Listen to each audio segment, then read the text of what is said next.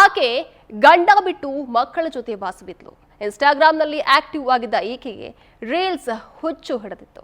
ಈಕೆಗೆ ಒಬ್ಬ ರೀಲ್ಸ್ ರಾಜ ಸಿಕ್ಕಿದ್ದು ಇಬ್ಬರ ನಡುವೆ ಪ್ರೇಮಾಂಕುರವಾಗಿತ್ತು. ಬಣ್ಣ ಬಣ್ಣದ ಮಾತುಗಳಿಗೆ ಬೆರಗಾಗಿದ್ದ ಈ ಮಹಿಳೆ ಈಗ ಠಾಣೆ ಮುಂದೆ ಗೋಳಾಡ್ತಿದ್ದಾಳೆ. ಯಾಕೆ ಅಂತೀರಾ? ಹಾಗಿದ್ರೆ ಈ ಸ್ಟೋರಿ ನೋಡಿ.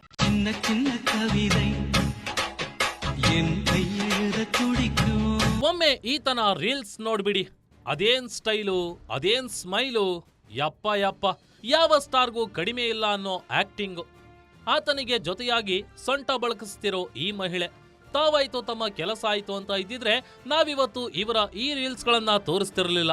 ಆದ್ರೆ ಈ ಖತರ್ನಾಕ್ ಕಲರ್ ಕಾಗೆ ಹಾರಿಸಿ ಈ ಮಹಿಳೆ ಬಳಿ ಲಕ್ಷ ಲಕ್ಷ ಪೀಕಿ ಪರಾರಿಯಾಗಿದ್ದು ಈ ಮಹಿಳೆ ಈಗ ಅಯ್ಯಯ್ಯೋ ಅಂತ ಬಾಯಿ ಬಡ್ಕೋತಿದ್ದಾಳೆ. ಗಂಡನ ಬಿಟ್ಟು ಮಕ್ಕಳ ಜೊತೆ ವಾಸವಿದ್ದವಳಿಗೆ ರೀಲ್ಸ್ ಹುಚ್ಚು.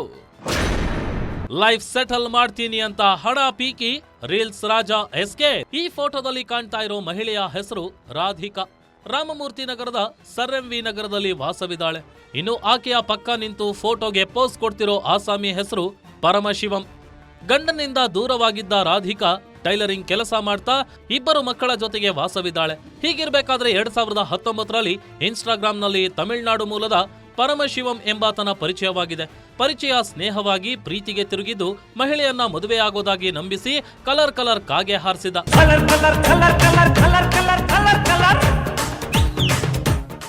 ಇಷ್ಟಲ್ಲದೆ ಈ ರೀಲ್ಸ್ ರಾಜ ನೀನ್ ಲೈಫ್ ಸೆಟಲ್ ಮಾಡ್ತೀನಿ ಅಂತೇಳಿ ರಾಧಿಕಾಳಿಂದ ಕಾರು ಹಾಗೂ 6 ಲಕ್ಷ ಹಣ ಪೀಕಿ ತಮಿಳುನಾಡಿಗೆ ಎಸ್ಕೇಪ್ ಆದವನು ಮರಳಿ ಬರಲೇ ಇಲ್ಲ. ಇದರಿಂದ ಅನುಮಾನಗೊಂಡ ರಾಧಿಕಾ ತಮಿಳುನಾಡಿಗೆ ತೆರಳಿ ವಿಚಾರಿಸಿದಾಗ ರೀಲ್ಸ್ ರಾಜನ ಅಸಲಿ ಸತ್ಯ ಹೊರ ಬಂದಿದೆ. ಪರಮಶಿವಂಗೆ ಈಗಾಗಲೇ ಮದುವೆಯಾಗಿದ್ದು ಹಣ ವಾಪಸ್ ಕೇಳಿದ್ದಕ್ಕೆ ಧಮಕಿ ಹಾಕಿದ್ದಾನೆಂದು ರಾಧಿಕಾ ಆರೋಪಿಸಿದ್ದಾಳೆ.